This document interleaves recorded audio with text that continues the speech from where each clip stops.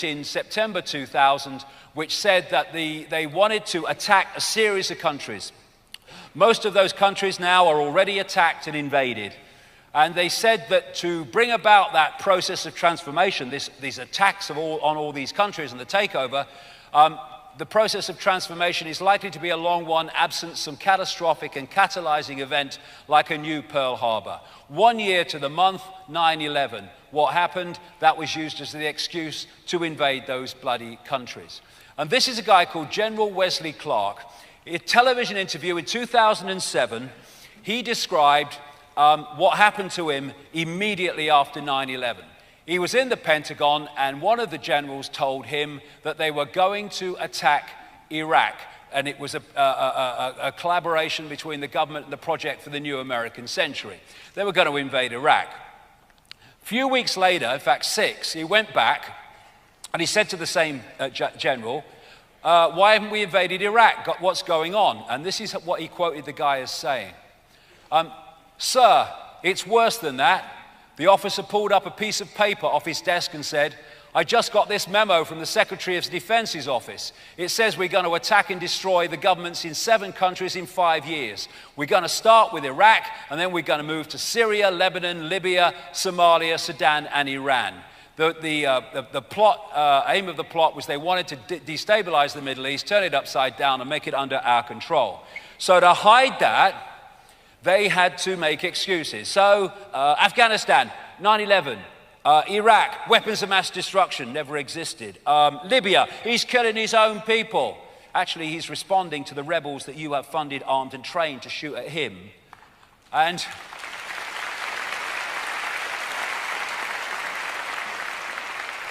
then what we'll do is we'll move those rebels over to Syria, and we'll say he's killing his own people.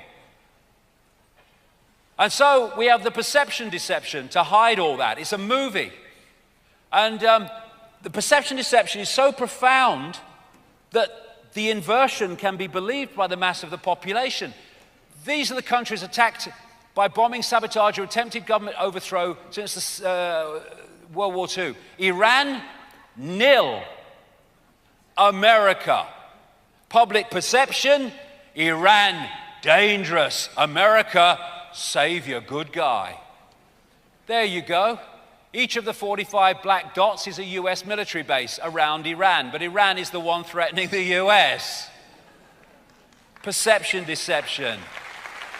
It's not a matter of what is true that counts, but what is perceived to be true.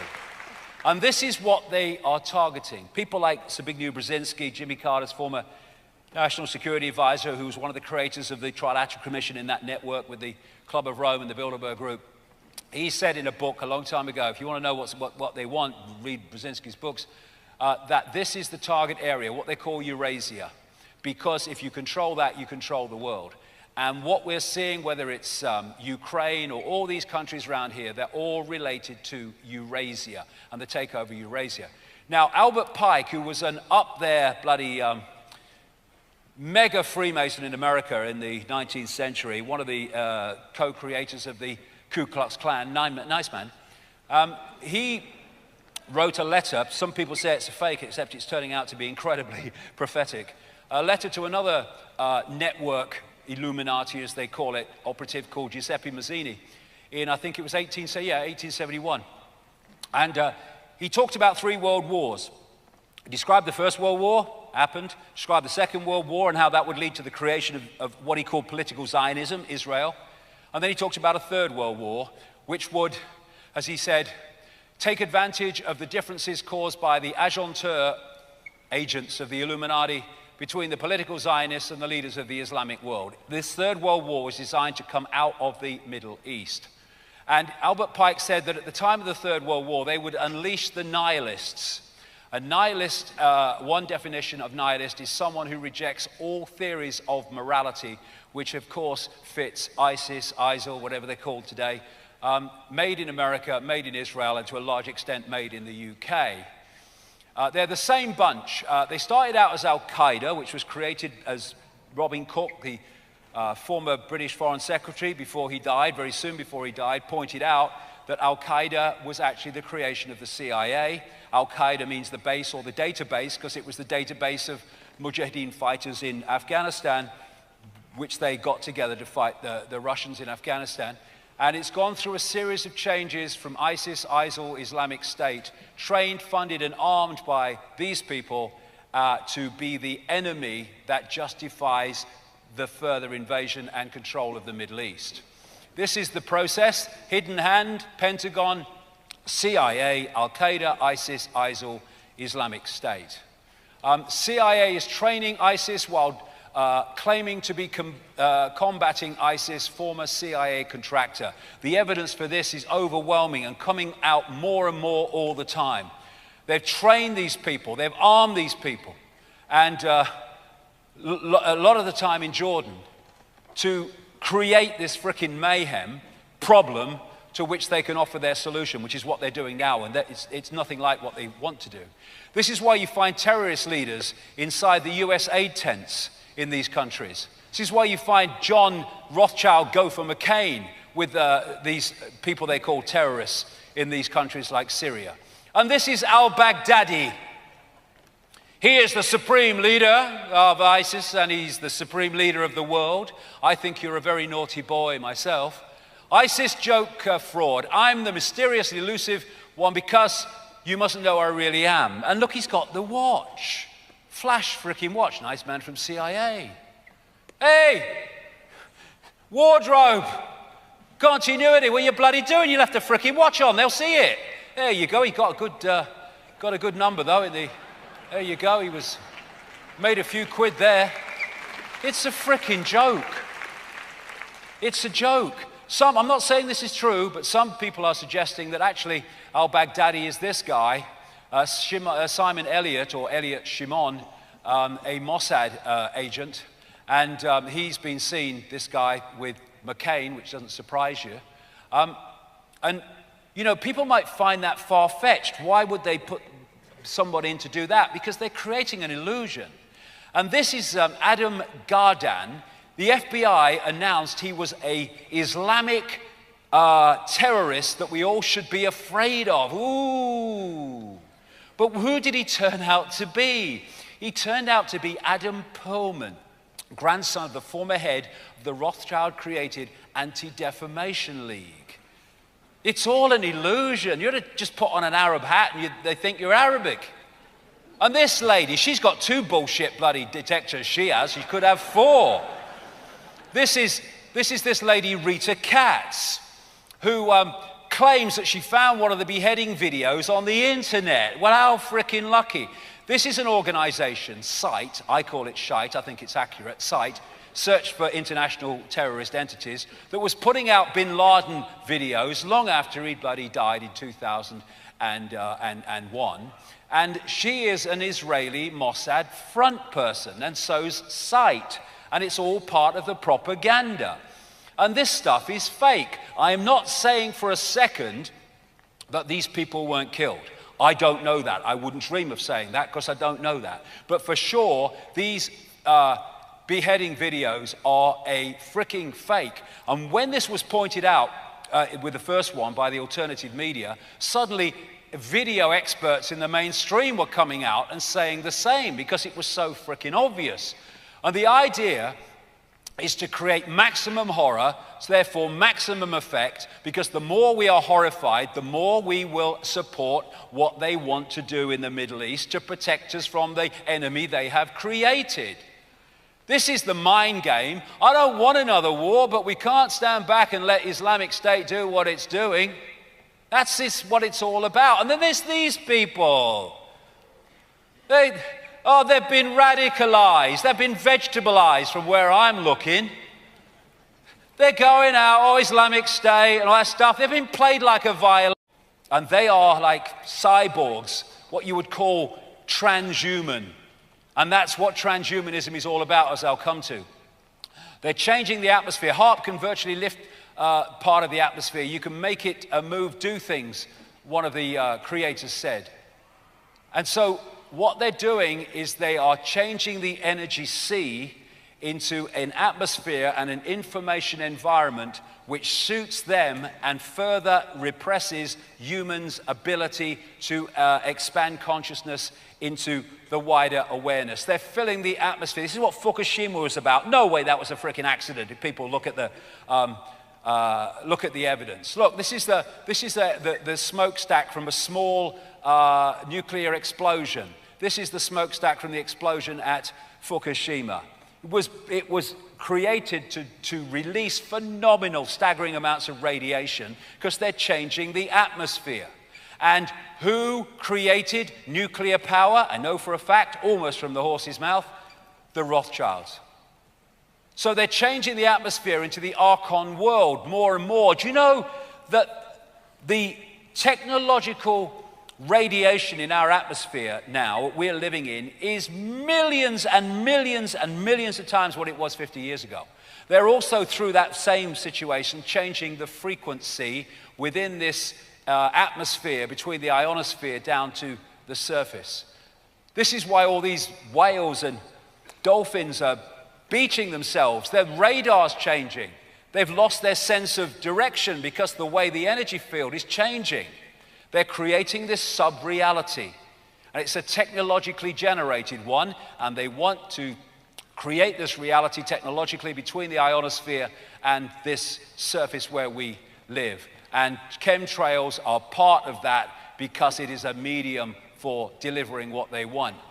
So they're hacking the hack and taking us to another level. They're trying to take us to another level distant from awakened infinite consciousness. Because you can have that situation, but if you take this technological level further forward, it's even more challenging to access infinite awareness from this reality. People say, why would they destroy their own planet?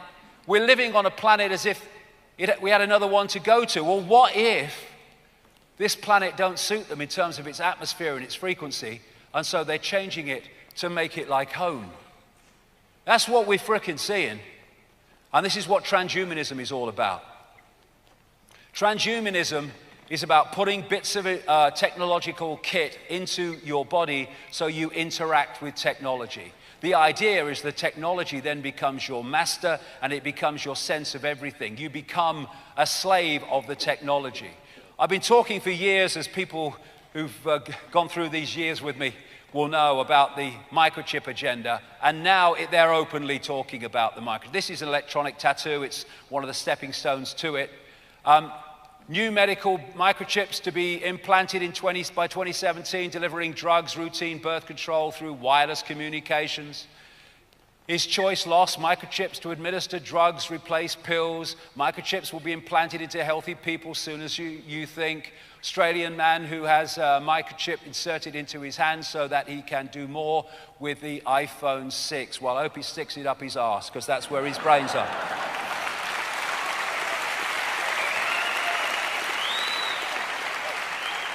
You see, like I said earlier, if you can access what the projected agenda is and nothing intervenes to stop it, you can very accurately predict the future. That's why I've been talking for years about the microchip agenda, and now we're there. Well, I hope now we're there and people can see it. A number of people will also stick their iPhone up their arse and start to open their bloody minds and see what we can do about it. Computer chip modeled after brain architecture. This is all part of taking over the body. Now, as idiots go, this guy is major league. Kevin Warwick, a professor at Reading University, one of the great proponents of the transhumanist agenda. If a machine is passing down signals that keep you completely happy, then why not be part of the matrix? Because I do not have any wish to be a freaking idiot like you, Professor Warwick.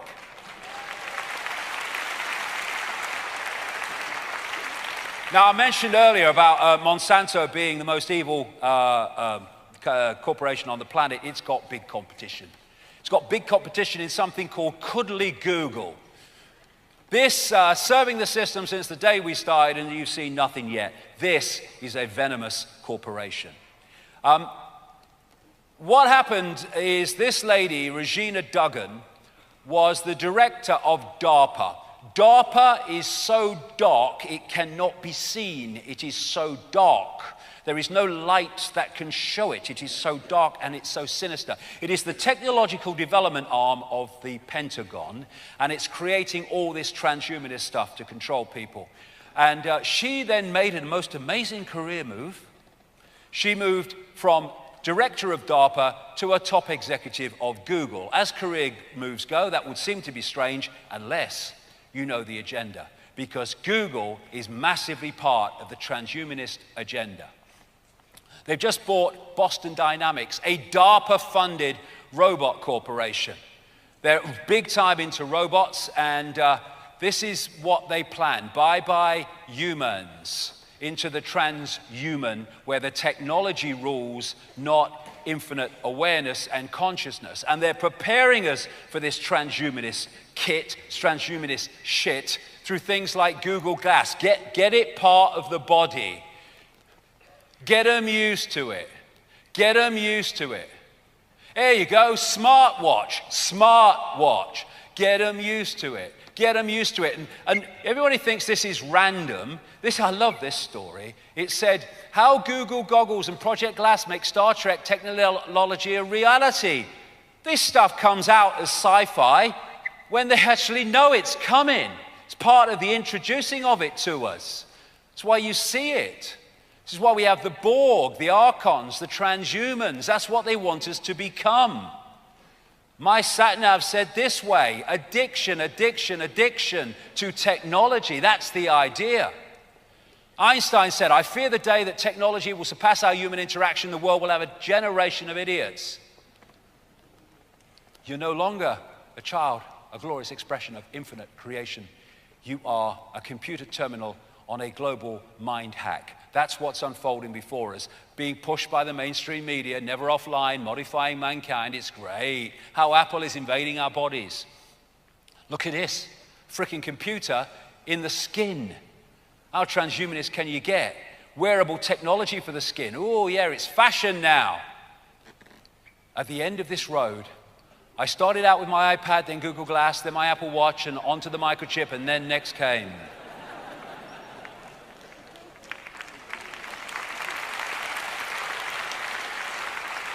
And this is what Huxley said: people will come to love their oppression, to adore the technologies that undo their capacity to think. And that's what they're for. If you take the human organism into a technological level of control, the ability of that to access that becomes almost unimaginable. That's the idea. I had the vaccines, drugs, GMO, fast food, Wi-Fi, smart meter, smartphone, Google Glass, fluoride and sun cream, and I'm perfectly fine. I don't know what you're going on about. And this is part of the DARPA and almost certainly Google agenda. The idea is to replace human troops with robot troops to keep the masses under control. They're developing them. It's no good saying they're not. They're developing them. There's videos of it. All DARPA stuff. Artificial intelligence could co-pilot future combat jets, Navy official. Exactly. Robots could learn how to herd humans like sheep. Study. That's the idea. Killer robots to be debated at the UN. This is what's going on while Simon Cowell's on the frickin' screen. Introducing Alsight, the slightly scary CCTV network completely run by artificial intelligence. The idea is rule by machine, which brings into focus even more how accurate, and why was it accurate, that Matrix movie, where the Matrix was controlled by machines. Artificial intelligence. What did the Gnostics say about the Archons? They're like cyborgs, a robotic race that can imitate but not innovate. They're turning humans into them. That's what transhumanism is all about. Terrorists from the Arabic world, based on learning how to fly Cessnas, or in many cases not flying Cessnas. One of their instructors said, I was surprised they could drive a car. And this, I'm not going to go into 9/11, but I'm just going to pick out one thing just to show you, for anyone new to this, how this works. Just one aspect, and my goodness, I cooked for 9/11 for hours. A tissue, it all falls down. This is Building 7, also known as the Solomon Brothers building, 47 floors, and this fell not being hit by anything, and it fell in the afternoon, in the late afternoon on 9/11, and it was said that it fell because fire destabilized it and it fell as a result of that. Well, that's the official story, but there's another story I'll come to. Now, this lady is a BBC reporter, and the picture you see is her in a live interview with a newsreader in London, in which she's saying on 9/11 that the Building 7 building has just collapsed, right? And as she's saying it's collapsed, it's still frickin' standing behind her, right? Now, what people say is, you're saying the BBC's in the conspiracy then? Well, on the inner core, yes. Most of it, no. They just don't know their arse from their frickin' elbow. I've been there.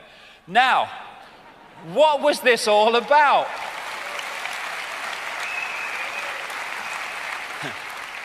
What was this all about? When they're unfolding a scam, a manufactured terrorist event, what's running side by side is the propaganda going out in sequence with it. What they did was put a fact that had fallen out about half an hour or more before it actually did. They got out of frickin' sequence. And so it was reported before it happened. Look at this, a controlled demolition. This is Building 7, look at it. Falling in on itself. Absolute classic.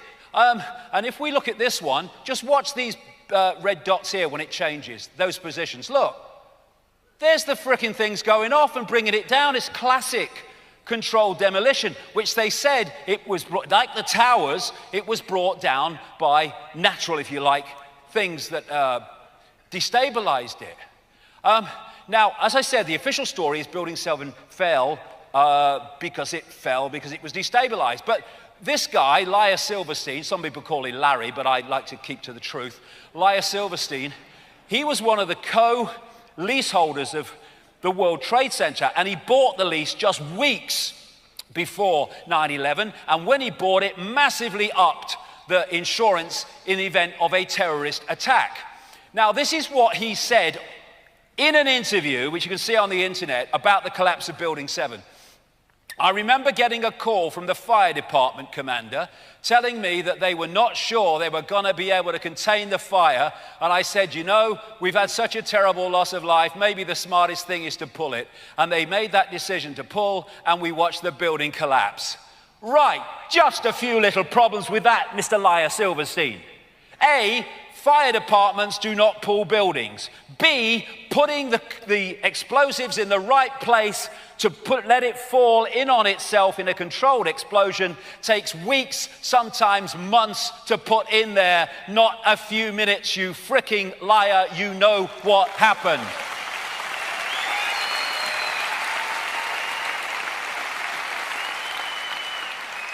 Now, Laia Silverstein used to have breakfast every single morning, officially accepted, in a restaurant at the top of one of the Twin Towers. I think it's called the Top of the World restaurant or something. Now, can you just think what day he might have missed?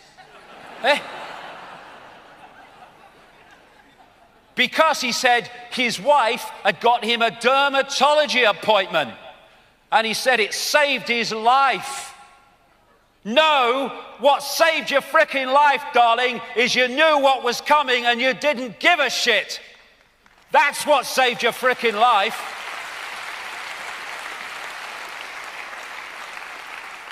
And what's that? No empathy, no remorse. Archontic personality. Attar, Muslim fanatic. According to his American girlfriend, widely quoted, he loved pork chops, used cocaine very liberally, and was anything but a Muslim fanatic.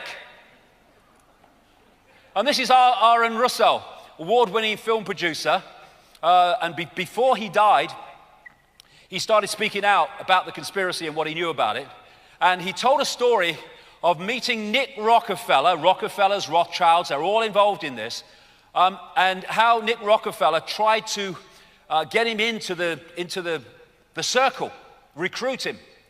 And he said this when he met Nick Rockefeller. This was about around a year before 9/11. He said that Nick Rockefeller told him there would be an event that would lead to the invasion of Afghanistan and Iraq, to take over the oil fields and establish a base in the Middle East. Rousseau would see soldiers looking in caves in Afghanistan and Pakistan for Osama bin Laden. There would be an endless war on terror where there's no real enemy. The whole thing would be a giant hoax. The people have to be ruled, he said, and the population reduced by at least half. Plans for mass microchipping of the serfs, he also talked about. That's the truth. And of course, at 9/11, they put a memorial, classic frickin' Saturn, a memorial to the victims. And then there's another version of this, which I call no problem reaction solution, where you don't need a problem that's real, you need a perception of a problem that you can use as an excuse to offer the solutions. And they are climate change caused by human activity, global warming, they are weapons of mass destruction in Iraq, and all that stuff. All the time we are getting no problem reaction solutions as well. And the antidote to this problem reaction solution, create the problem, get the reaction, offer the solutions to the problems you've created, is who benefits? Who benefits from me accepting the official version of this? And invariably, who will benefit is anyone that wants to take on this conspiracy, this agenda, which I'm going to describe in some detail as we go along here. Alongside problem reaction solution, there's what I call the totalitarian tiptoe, where you go to your long focused goal, but you go in steps so you don't alert too many people of the direction you're going until you're there and it's a done deal, and then it doesn't really matter. This is a classic totalitarian tiptoe, where we went from a free trade area to a centralized fascist, communist, bureaucratic dictatorship, which we have now. And it was what we have now was planned from the start. But if they'd have said that at the start, people would have been outraged. So they've done it in steps, calculated. This is Jean Monnet, a founding father of the EU, they call him, and a Rothschild frontman, in a letter to a friend, the day after I was born, in 1952. Europe's nations should be guided towards the superstate without their people understanding what is happening. This can be accomplished by successive steps, each disguised as having an economic purpose, but which will eventually and irreversibly lead to federation. It's been a stitch-up from the start, and everything else is a smokescreen. So we went from the USSR, oh, USSR, fear, fear, to the EU SSSR. And the only difference is, really, that they've got a European Parliament that gives it the coating of democracy when it's got no power at all, and the rest of it is bureaucratic dictatorship. And another totalitarian tiptoe has been the constant expansion of centralization of power around the world, to the point where long ago it was given a name, globalization. And the idea is to create interdependence between all nations, so you have a loss of independence of running your own affairs, because you are constantly in hoc or looking to other people to do things that you can't do for yourselves. That's the idea, interdependency. And this is the structure that they want. And the whole thing is about centralizing power. The more you centralize power, clearly the fewer people have control over more and more people. You centralize more, even fewer people have control over even more people. And what happens is, the more you centralize power, the more power you have centrally to centralize even quicker. And so centralization of power goes faster and faster and faster because of that sequence. They want a world government that would dictate to every country. In fact, they want the end of countries. They want a world central bank that would dictate all global finance.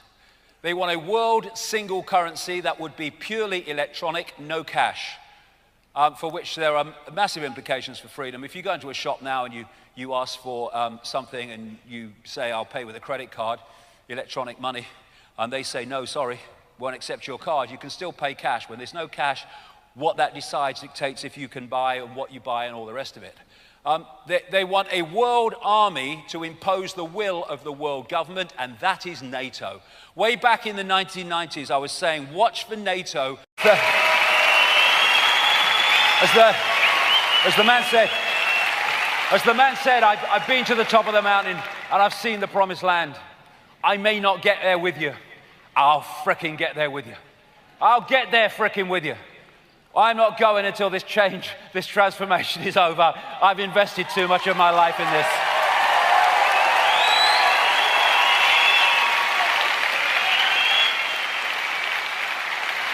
But if you talk about destruction, don't you know you can count me out? We don't have to fight. Critical thinking is not the manifestation of red mist. We need to stay calm. We need to stay in the heart. You don't fight for peace. You peace for peace. All the reasons I've talked about. I'm no longer accepting things that I cannot change. It's time to change things that I cannot accept and not accept anything less. Be a loose cog in the machine and the machine will cease to function. Stop cooperating if no one rules, if no one obeys. That's the point. And there's billions of us being oppressed by a few. If we stop cooperating with our own oppression, the game is over. Unthinking respect for authority is the greatest enemy of truth. Look at it. What if these sheep, these goats, whatever they are, refused to cooperate with these two? What would these two do? They would know what to do. It's all over. And this is a great quote from Gandhi. Don't cooperate with evil, he said. You assist an evil system most effectively by obeying its orders and decrees. An evil system never deserves such allegiance. Allegiance to that means partaking of this evil. A good person will resist an evil system with his or her own soul. We need to stop cooperating with our own enslavement together, and it will be over. It's our cooperation with our own enslavement that makes it possible. What happens if they stop complying, Mom? We're fucked.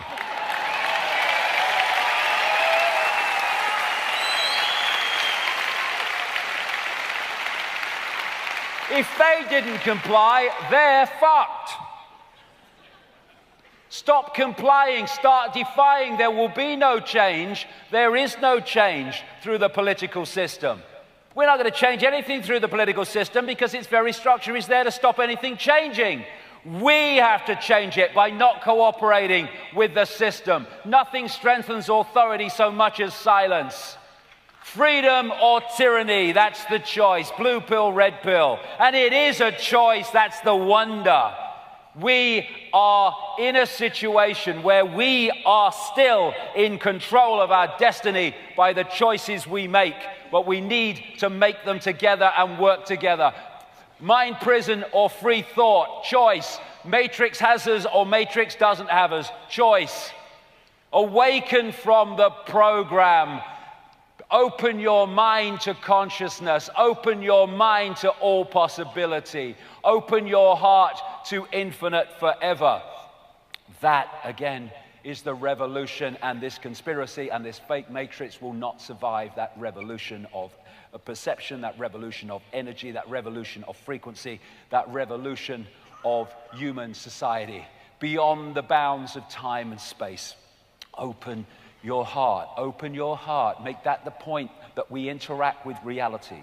Open your heart to beyond time and space so intuitively we get the inspiration, the insight, the knowing that is there to be tapped beyond time and space. Not ahead of our time, beyond time. It's all there just waiting to be tapped into. Saying, come to me, come to me, come to me. People say, when's the cavalry coming? If the cavalry came, it would not be the cavalry because it would be in our frequency and thus in our perceptions. Thus, we have to open our heart to the cavalry, and the cavalry is us. It's not some guy in a spaceship. It is the greater self that we've become disconnected from. Rise of the truth vibrations, this vibrational information change. The heart tunes us into them. The heart starts the revolution, the adventure out of the program into true self. And we start to dance to a different drum. What a great line that is. Those who danced were thought to be quite insane by those who could not hear the music. More and more are starting to hear the music. Awaken, awaken, awaken. We now have a period of vibrational expansion coming up. If we can open our hearts and just tune with it and go with it. Lose yourself, girl, as my mate used to say in the 60s. Go for it, girl. Open your heart and just see where it takes, where the vibration takes, out of mind, out of program, into heart, just flowing with the energy, the information, the awareness that this space is now pulsating with after the day that we've had. So let's dance to a different drum. Go for it. A violin by the very people they think they're opposing. Top US military official admits our Arab allies are funding ISIS. What happened to those allies? They became part of the terror coalition against ISIS. You couldn't make it up. Kerry meets the Saudis. I just wanted to discuss how we stop the terrorists we're both arming. 2011, Kerry, Assad is a very generous man. When it suits him, you go, Assad, he's evil, I condemn him. And this is how it works. It's very simple. We arm people when it suits us, our agenda. We kill people when it suits our agenda. We say this when it suits our agenda. We say the opposite when it suits our agenda. That's the common theme. So he didn't get his Syrian war, unfortunately for him, because people sussed it was a scam. But they're in Syria now because they've scammed the ISIS story. And that's what it's all about. And here is the real reason they're in Syria, to remove him and get around the resistance from the people.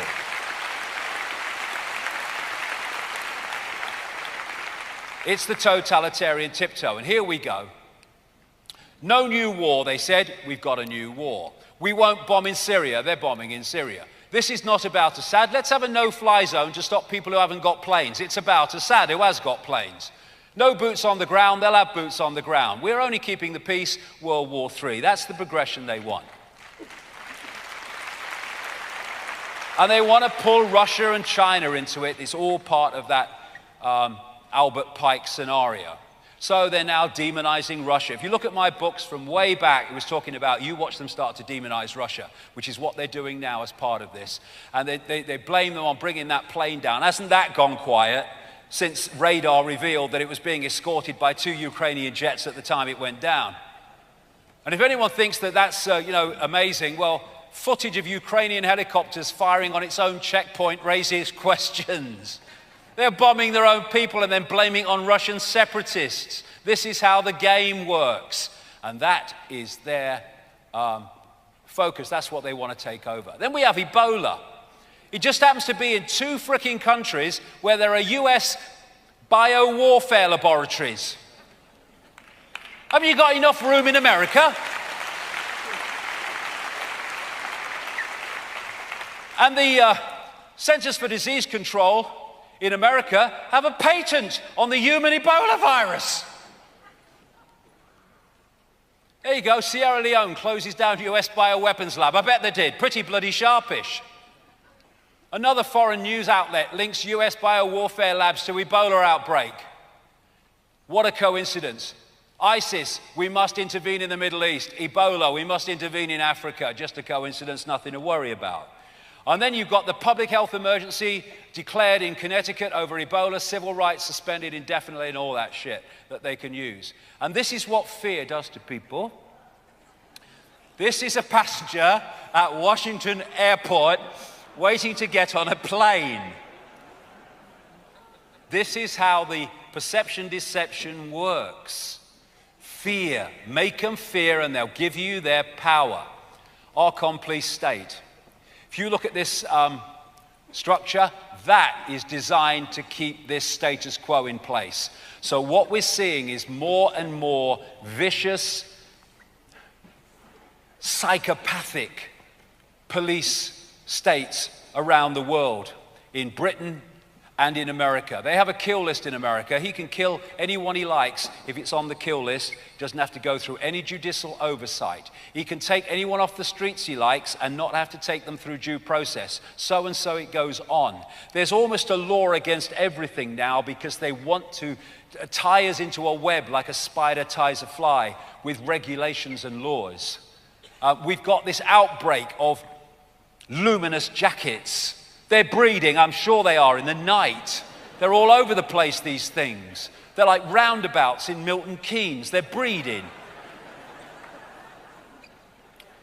And you've got a certain type of mentality in the administration of all this. I am a Dalek, rules must be obeyed, exterminate, exterminate, inability. You know, they've got little cracks in their head where the bloody computer chip goes in. What are you? I'm a government administrator. I thought you were. There you go. I bet they have no idea what prats they look. But what this is about is the way the police are turning from the police as we knew them systematically, because of Agenda 21 and what I'm talking about, into the military. More and more vicious. Go into YouTube and put in police violence. You'll be there for bloody months. And what they've been systematically doing, I've been saying this for years, is recruiting people overwhelmingly on the basis of personality type, not ability to do the job. That's why the good cops and the good coppers are disappearing, and these psychopaths are coming in more and more to replace them. Psychopaths who do this.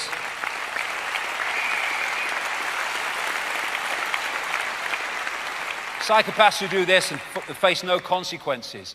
Taser tots. Indiana police tase a 10-year-old boy at daycare center.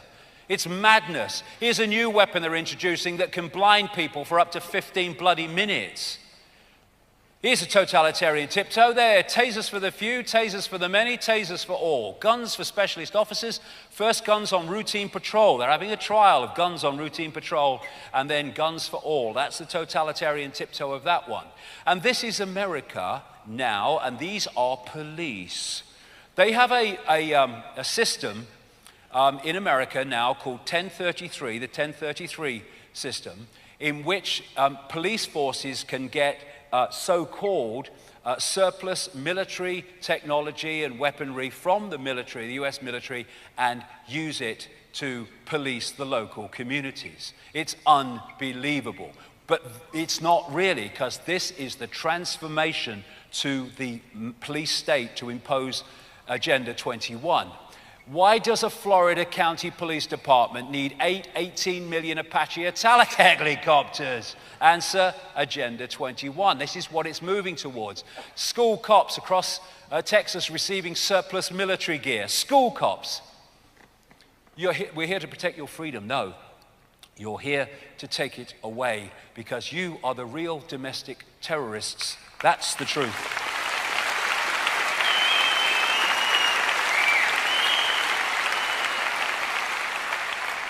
An extremist, a label used to discredit and marginalize anyone whose opinion is a threat to the state, because they've figured out how corrupt it is while sustaining a constant sense of fear or alarm in the minds of the public. An extremist, someone who's sus ya.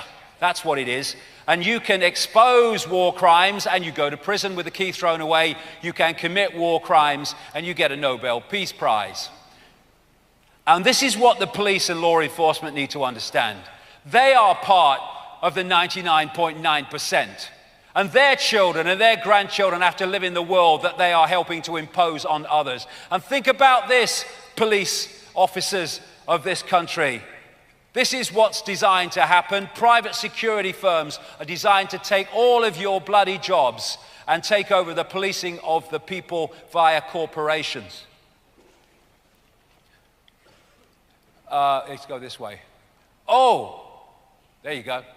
A time to choose. Morality, doing what is right regardless of what you are told. Obedience, doing what you are told regardless of what is right. Which way we go there decides on the world we're going to live in. Every great atrocity is the result of people